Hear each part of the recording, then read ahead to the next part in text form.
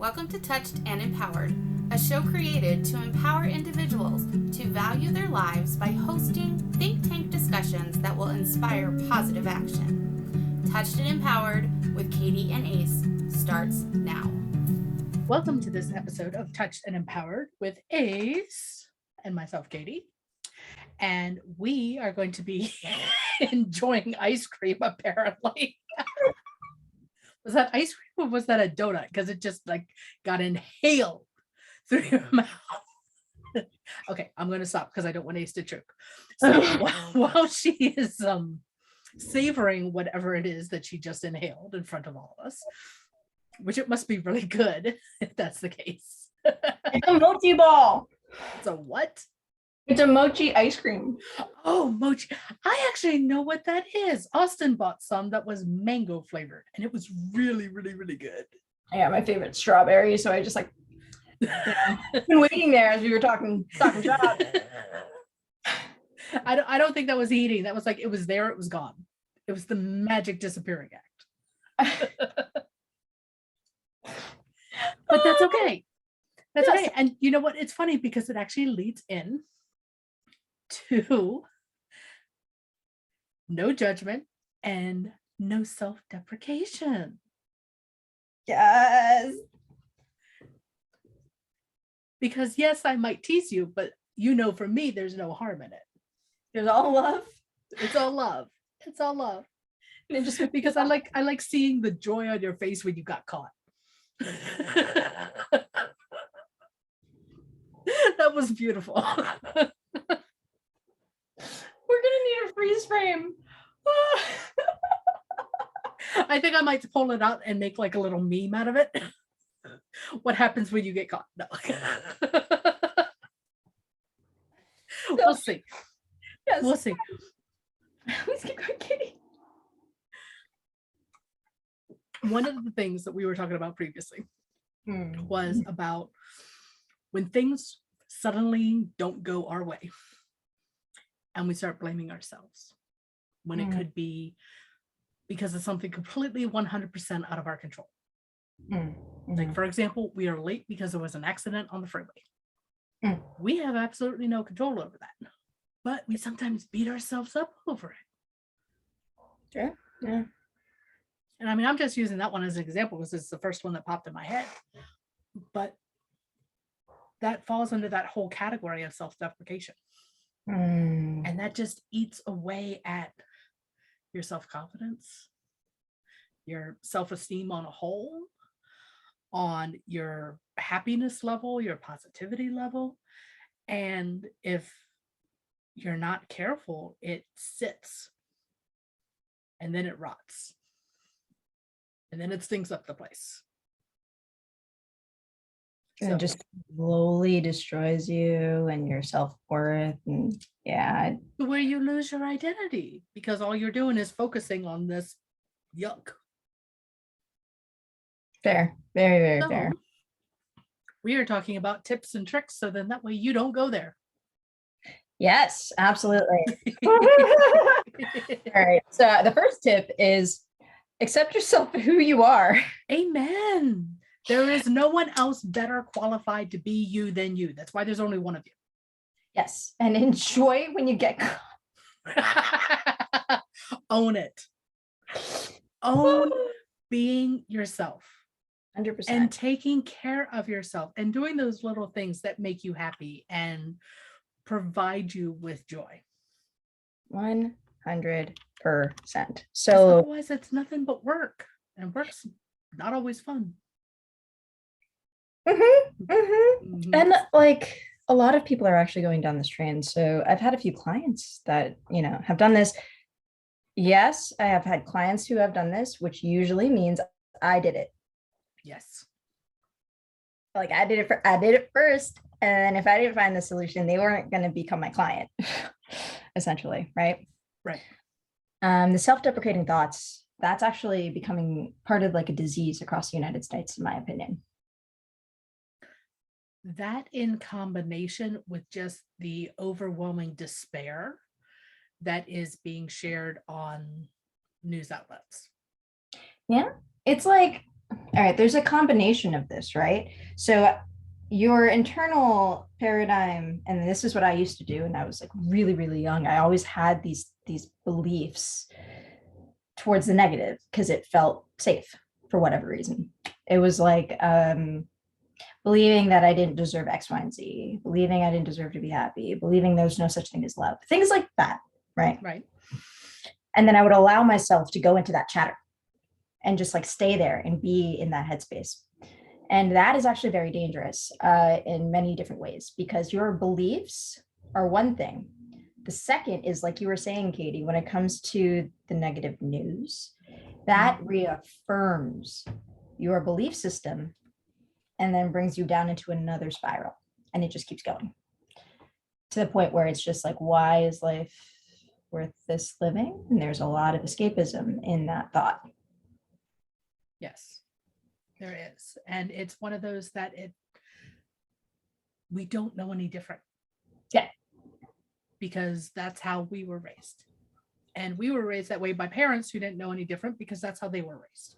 Yeah.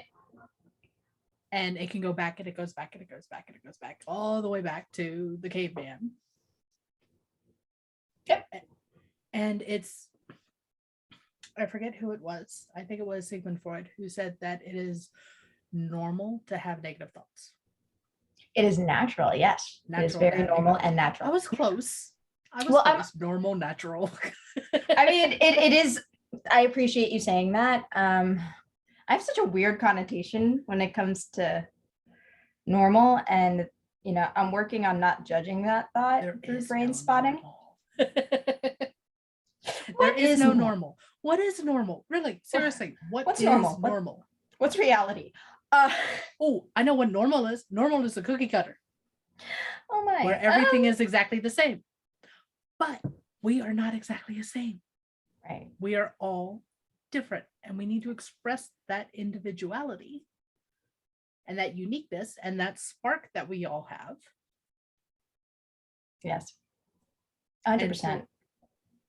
So it's one of those things that own it. And if you have a negative thought, acknowledge it. And then just show yourself that it's not true and the opposite's true. Exactly. So what's really interesting is I love that you say that.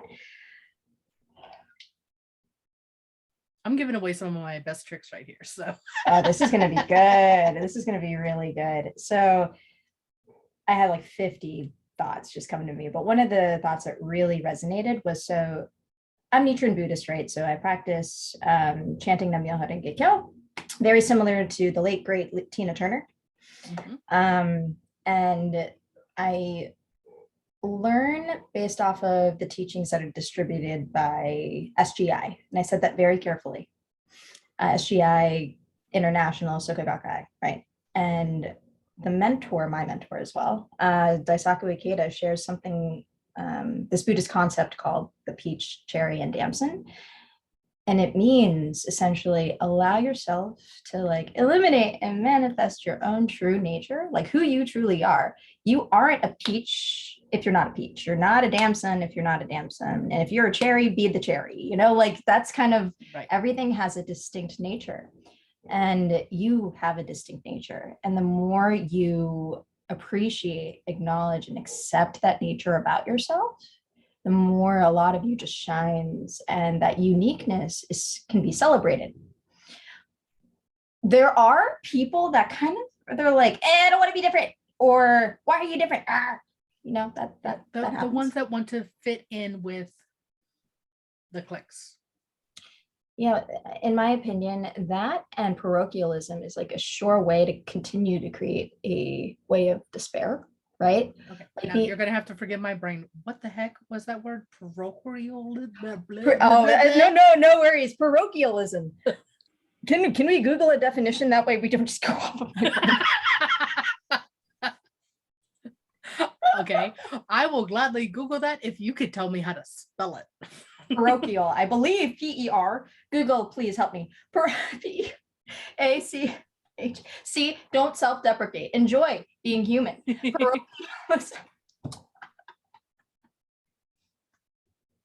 What is parochial. Parochi. I think Nope, that's not it, because that just came up as the headship between Percy Jackson and something else. See, no self-deprecation here. We're So, gonna enjoy nope, this. that is completely misspelled. So parochial. Parochialism. Let me see if I spelled The that right. right or privilege exclusively to particular individuals or class. Yes, and a limited or narrow outlook, especially focused on a local area, or narrow-mindedness, right? So Yes, that we type. do know how to Google. Yes, we do. We do on 2 different devices. We got this. Okay. What did Einstein say? He said, if you could look it up, don't bother memorizing it. I don't know who said it, but I like it. Yes, I believe that was Einstein, because I went by that one. It's okay. I don't have to know something verbatim, but or the spelling of, apparently. But so that, as long as we get there, parochialism, that narrow-mindedness, right? That actually can cause the deepest amount of despair, because you're indignifying and completely stripping somebody of their true personality and who they are. Of course, they're not going to feel self-worth if you kind of put them in a box. Right. And unfortunately, it's a natural process that we all have to go through, because we have to go through those. They used to be like quests or challenges or rituals that you had to go through. So then that way you became, went from boy to man, you went from girl to woman, those coming of age things. And we struggle with our own self-identity during our teenage years, during our preteen years, even during our college years, just trying to figure out who we are and how we fit in society. And because of the negative natural bias that we have, we're afraid that if we don't fit in somewhere, that we're going to die. Because as caveman, if you were voted off the island, you died. I mean, why do you think the TV show Survivor was so popular? Because it fed on that natural instinct of having to belong.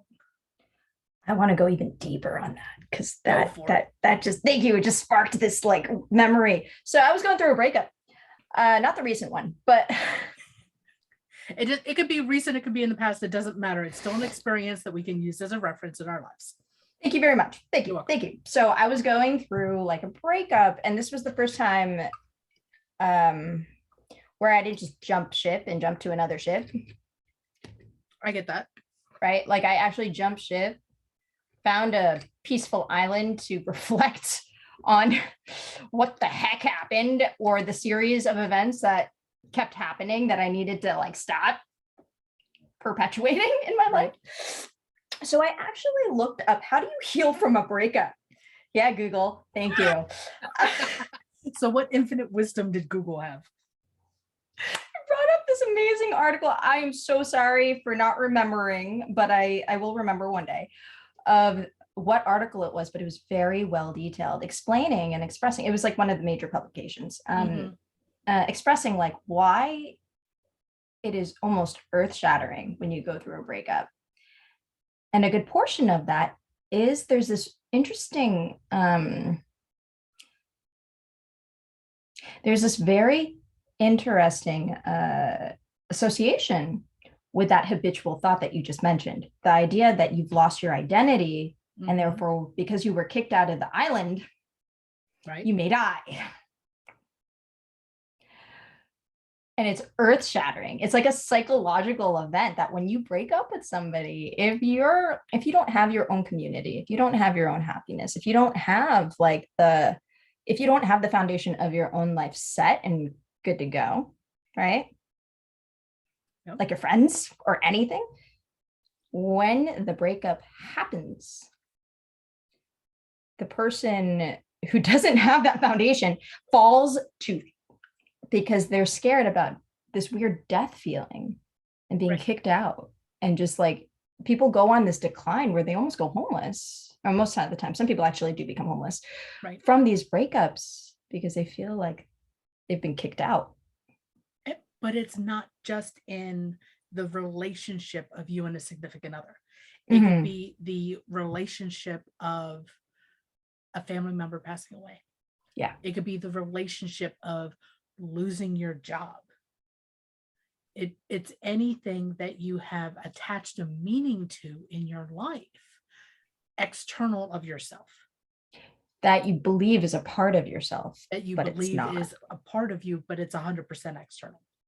Exactly. And that's something that, at least for me, I know I've learned on several occasions that I cannot count on the external to make me happy. Because I would have those emotional roller coasters.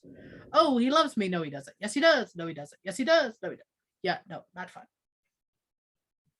Yeah. So being able to have that self-centered, being self-aware, having self-love, knows that when someone over here is on a roller coaster ride, I can stand off to the side and wave. I don't have to be on that roller coaster with them anymore. Okay, I love you that you said that too. Notice how high pitched my voice is going. Because you're right there with me, just standing off to the side waving. I just turned 30. The person I was in a relationship with at the time was 29, 30. And then prior to that, everyone is usually in their 20s, except for a few males in their early 30s. Okay. A little bit older, not much. A little bit older, but you know that bracket. Also to give you guys, like men and male guys, some capacity and compassion, usually you are freaking making it when you're 45. So keep going. Just thought right there. Secondly, agreed. Yeah, that's usually when people get into their prime as a male.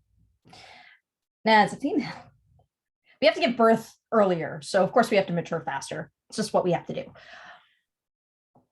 But so the fact of the matter is, when I'm able to do what you just said of like, oh, I don't need to go on that roller coaster. I'm going to go over here. That's good. You know, like, ooh, I have an oar. Do you need a pull? I can pull you onto a different island because we can't share this one right now. Right. So that we can both heal. I've been able to do that. Like, I know I can do that. I've created my own network of friends. Mm-hmm. I've created my own colleague. Like, I've created my foundations for myself in my own life. Now, that happened after the first, second, third, or fourth breakup. Because I started recognizing at that one breakup, I think I told you, the one where I was like reflecting and not making sure I dumped ship. Right. So that I can build my own ship. Mm-hmm. Right. Therefore, I'm never in that weird wailing of like, oh, what's my identity? Who am I without this person? It happens, ladies and gentlemen. It's a natural occurrence. It really is. And I really want to say, like, don't self-deprecate if that does happen, because it happens. The most wonderful part is there are lessons from I know that you're not going to like me for saying that, but there are lessons. That's okay, because there are lessons. And the best one is that they were the best available at the time. Because that's what you were ready for. You were not ready to have that life-shattering life soulmate come into your world because you have not finished developing as a human being yet. Agreed. And to be very fair, thank you to all of the guys I've ever dated. Seriously, no, I'm not being a jerk. Mine too. Seriously. I mean, granted, I haven't had a lot of dates because I've been married for so long, but every person who has come into my life has enriched my life in some way, even if I choose not to spend a second with them anymore. Agreed. And also, God, this is a great episode. Thank you. Well, I mean, but seriously, we're talking about the whole self-deprecation thing. It's true. So I used to blame myself whenever something went wrong in any relationship, whether it be a relationship with my sisters, my best friend, my mom, my husband, my son. You know, we get into an argument. I'm like, oh my God, what did I do wrong? I didn't do anything wrong. They didn't do anything wrong. We had a difference of opinion. Oh my God, that's allowed? Oh yeah. Oh my. Yeah. I actually love it when people have different perspectives and opinions, because like it really does help me understand exactly how I can, like, it brings inspiration. We can co-create new things, right? And sometimes Not you see everyone. you see things in a new light that sometimes you didn't realize that was possible. Exactly. And going back to the lessons aspect of it, Mm-hmm. I do have to say, if I didn't get into those relationships, I would not be this wise. Because they really sped up the process for me. Like, just every single experience I had in those relationships, for no matter how long they were, if I didn't get into that relationship, it would have taken me 20 years to learn that lesson. Oh, I hope it doesn't take anyone that long. I really hope it doesn't take anyone that long to learn the lessons that Ace and I are talking about, of the stuff that we've gone through and are trying to share with everyone who is listening. Well, that's why they're here, so that they don't have to go that long. Please take these nuggets of wisdom. Yes. Once you break up with someone, say thank you. You don't know why yet, but reflect don't know on why it. Yet, but say thank you. Say thank you and reflect. Walk away. Take time for yourself. Take care of yourself. Mm-hmm. Make sure that you hydrate. Make sure that you drink. Make sure that you drink. Well, okay. Hydrate. Okay. Drink could be water. Drink could be alcohol if you're overage. Yes, yours is water. Thank you very much. I honestly think one drink is good during a breakup. Yes. One drink a night. A night. One drink. Okay, see, no self-deprecation. Yeah, no judgment here, because there have been times where it's been a single drink, and then there's sometimes it's been in an entire bottle. But the fact is that you still get up in the morning, you still take that shower, you still get yourself dressed, you still brush your teeth, you still take care of yourself. Yeah. And like, my apologies for another thing, take ownership of yourself. That's a big one. It's take full responsibility of the decisions, ownership of everything, even if they were mistakes, because that is so empowering. You could say like, yep, I did that. Whoops, that was embarrassing. Okay, moving on. And then you're self-dignified and you can keep going. And then you're like, I won't make that mistake anymore, I promise. And then you just keep going. And anyone who was affected by whatever that choice was that you made will respect you because you acknowledged your mistake. Yes. They might still be mad, but they will respect you for owning up to the mistake. 100%. And they could be mad also because they respect you. Yes, that is true. That is very true. They can be mad because you had the balls to own your mistake and they don't have the balls to do it. Yeah. And unfortunately, that's self-deprecation on their part, but you don't have control over anyone else's emotion. Just like you don't have control over putting thoughts into their head. Yeah. Or their actions. Everyone has their own power of choice. Let's talk about the control of thoughts in their head. We're going to put a pin in that one. Okay. Okay. Do I need to put a note for later? It's okay. We'll come back to it. I promise. Okay. But when it comes down to, you don't have control over somebody's actions. Yes. You don't have control over their thoughts or beliefs. I want to also add to the fact that, like, let's say they're mad at you for being a respectable person. It's also because sometimes, and I really want to be very clear about this because we're bordering the line of understanding abuse and what's not abuse, right? Right. When somebody is mad at you for doing the right, respectable thing, one, it could be they don't have the balls to do it, or two, they're mad because you don't fit the box that they want to put you in. True. That one is really important to see. And you sometimes can't see it until you step away. Exactly. Until there is distance, whether it be physical distance or emotional distance or time distance. I want to encourage everyone that just heard what I said. The moment you see somebody mad about you doing something respectable, I want you to step away and mention to the person, I need some time just to think things over so that you can reflect on it.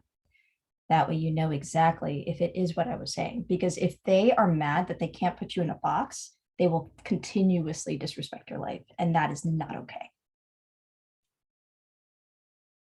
And it gives you a chance to remind yourself that you are capable, creative, and resourceful enough to make it through anything. Exactly. And that is incredibly okay. Yes. And my favorite thing, everyone is worthy. Yes. We are all worthy of what we desire, love, and appreciate. And if someone I actually had someone tell me that they were not worthy, and I asked them if they were an infant once. Think about it. A baby, aren't they worthy of love? Everyone looks at a baby and they want to pick them up, hug them, kiss them, squish them, because whatever, they're so cute. And then you give them back to the parents before they grow up and you have to take responsibility. But we are all born worthy. Yes. And no matter what relationship we're talking about, whether it be a personal relationship with a significant other or a relationship at work, whoever you're in communication with needs to respect you as being a worthy human being. And if that means that you have to leave the situation for them to figure that out, So for you and themselves, because the thing is, if they're doing it to you, that means they don't feel the same way about themselves. But you can't walk away until you realize that you are worthy of yourself. Because otherwise, all you're doing is opening up a vacuum for someone else to come in and take that space. Yeah. That one's fun. Yeah, that one's Don't do fun. that. Don't do that one. Don't do that. Yeah, look at the smiles. These are mistakes we've made. Don't do that one. There's a reason why they say nature abhors a vacuum. So I've been all right, so I've been making space, right? I did go through a breakup. It didn't kill me. If anything, honestly, it was like the most, you saw how beautiful I looked afterwards. You were glowing. And I think I went on for like 10 minutes about how much you were glowing. And anyone can catch that on the previous episode because please check it out. You were like, angel shining. I was so, all right. So ladies and gentlemen, to give you an idea and a little bit of a recap on that. So when I was with somebody, I'm going to take full responsibility of this part. I, for whatever reason, just didn't or couldn't get the right health professionals to work with me, or I just didn't trust the right people. Talk therapy, don't get me wrong, it works to a degree for people. To a degree. It can. I was suffering through really complex PTSD, really, really complex. Katie was there to help me through the first layer of it, which is interesting. Thank you so much, Katie. You're welcome, darling. Yeah, then we opened up the full can of worms when we pulled off that layer. And I had to really deep dive into my healing. And I knew that if I stayed in the relationship I was in, I wasn't going to be able to do that for myself. Okay. Irregardless of what he did, who he was, and how he responded, he gave me space. I appreciated that. I needed to heal. Right. And because I needed to heal and really go hard on my healing, I created this program for myself to heal. So I did a session for Reiki. I'm going to include Katie in on this. She's part of that 6-week program. Love it. Thank you. I did my own spiritual practices. And then I also did I went really hard and did brain spotting, which if you look it up, it's not the easiest thing to do. But it really worked. It was 28 talk therapy sessions in 45 minutes. It was amazing. And then I came on this show and Katie was like, whoa, hello. I was so happy. I was gleaming. I was like, life is good. I was so happy because I was finally energized and I could eat. I felt healed. And I felt don't get me wrong, that wasn't just it, right? You're kind of healed till you die, in my opinion. But as I was healing and getting stronger, that's when I started noticing, wow, this is a program. So I created a coaching program utilizing what I did, and I sold 2. This is something that is available to you as well. We will leave a link somewhere to contact us if you want to see or hear more about the coaching services that we have. But that was the real reason why, thankfully, from that relationship to now, I can show you actual proof of these coaching services that worked. And the clients, they've been raving too as well. So I'm really happy to hear that. It's always fun to get feedback. Fun to get feedback and be the living proof of what you've done. Like, yes. Which goes back to, we're going to circle it back around. Yes. What other tips do you have on getting out of or avoiding self-deprecation?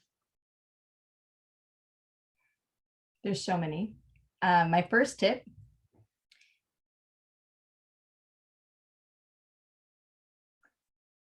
ask for help. The moment you feel like you can't get out of your head, really ask, like, hey, man, and not the asking of like, hey, I just want to hang out. Hey, could we just hang out? Because that could mean something totally different to somebody else. Right. There was a kid that actually did ask somebody for help once, and this happened to me too. Somebody asked me to, could we hang out? And I'm thinking, you want to date me? Seriously? Like, that was the first thing that came to my head. Right. Then he actually committed suicide. We should put a trigger warning there for that. We should. Yes. What's so important to understand is if you're going to ask for help, you can completely share, hey, I need to get out of my head. Want to hang out? Yes. If you say that tool right there, people will shine to you versus think the wrong thing. And if you need that help, that's the help you can get. You can say that. Now, on a side note, I do understand why people will just use the term, do you want to hang out? I get that too. Instead of going into why you want to talk to them. And unfortunately, it's because of the stigmas. It's because of society. And it's because of their own fear of not wanting to be a burden. Yes. And I understand that. You are not a burden. No, you're not a burden. Not at all. You are actually 100% worthy to get the help that you need. And you are also 100% worthy to have friends and be able to share what you need to share, get things off your chest. I also really want to make sure people understand this. And I can't control you, but I do want to encourage that you are not alone. If somebody rejects you on that first, like, hey, can we hang out? Wait 5 times. Keep asking people. Don't stop. Like, literally make those relationships. If you get 3 rejections, there's still 4 and 5. You keep going. You just keep going. And I know that, like, look, somebody told me once, like, you've probably never gotten rejected in your life. Not it. Right? I laughed. I was like, no, I have. Let me count the ways. No, I'm not going to count the ways because that leads down the whole roller coaster. But bringing it back, like, sometimes being rejected, people think of it as a mistake. Like, I'm not worthy to be accepted. That's not what that means. No. Another thing is, what it can mean is you just got protected. When somebody like that could have gone a totally different way and something you didn't perceive, that's protection. 1. 2, your self-worth isn't based off of the exception of others. Ever. Right. It's not external. Yeah, regardless of who says you're not who you are, who says anything that could make you feel less than what you truly are. And that is, you are a human being and you deserve to be respected, loved, and to be happy. And remember this, you reap what you sow. If you take a deep breath and remember that you are not alone in this world. Other people are going through whatever you're going through, even if they don't talk about it. And just if you ask somebody to hang out or to talk or something and they say no, doesn't mean no forever. It just means no, not now, because you don't know what's going on in their world. Exactly. I mean, there have been many times where I've tried to call my sisters and vent about mom, and they just weren't in the right head space to be able to listen to me vent, or they were in the middle of their own medical crisis. I can't judge that as to my sisters not want to talk to me. I need to just be like, okay, not now. But that's why we now preempt conversations, is you have 5 minutes so I can vent. Oh, that's cool. That's really awesome. Yeah, that's so look, it's very natural that when somebody says no to you, you're like, especially if you feel pain, and there's so many hidden ways that you can feel pain. A good portion of everything that people are going through right now, it's all emotional. We went through a pandemic. It makes a lot of sense why there's a lot of repressed and stored pain in people right now. Because there's still the underlying current of fear. And also, just thank you for saying that. It's not just the current of fear.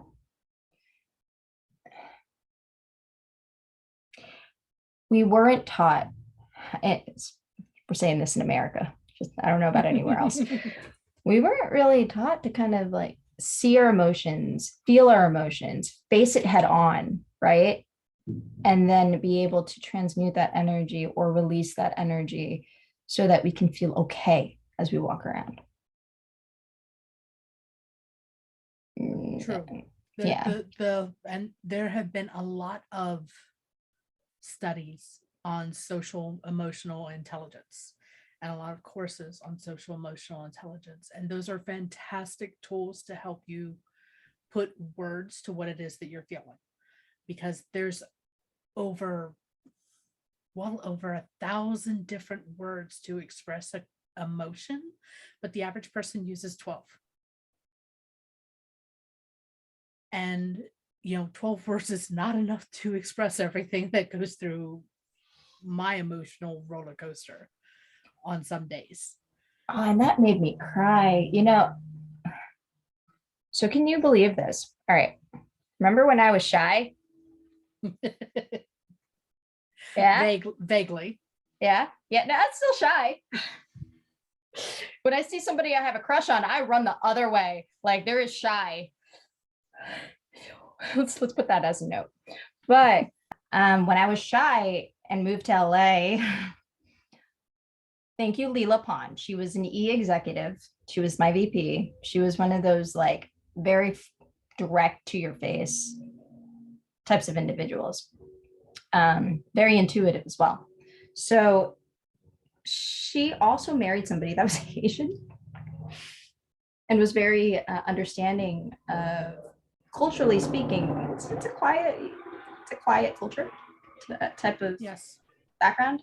Like, not all of Asia, goodness, certain Filipinos, it's a different story, but like to an extent she understood. So when I came to work there straight from New York, I was really quiet. I was really shy. It was a new world. And she pulled me into her office and she was like, hey, you're really quiet. People don't really know how to understand that. And I was like, okay. She's like, just be friendly. Yep. Just be friendly. This was when I was really nerdy, by the way. So I had glasses on, like just very like, just it literally, the moment you looked at me, it looked like I was reading books, just like that. That was like, in the best way. Don't get me wrong. Being nerdy is awesome now, but it looked like I was a very introverted, like book nerd. And afterwards I did start opening up. So understanding being shy and hearing this feedback, I was really grateful for that feedback. She was honestly the reason why I talk this much in LA and I got out of my shell. That is wonderful that you had what I'm going to call a pushy angel. Yeah, she was. Someone who just gave you enough of a nudge to get you moving forward in a way that helped you express who you are. Yeah. And she even said, with like the fullest compassion, this was what, 8 years ago, 7 years ago. She was like, it takes time for you to find your voice. Don't worry. Because I was 23. I was 23 years old. And she was like, it takes time. And boy, did I find my voice. Join us next week as Katie and Ace talk more about learning from your mistakes and not letting them define you. Thank you for joining us. We hope that the discussion today will inspire you to take positive action in your life. Until next week, be empowered.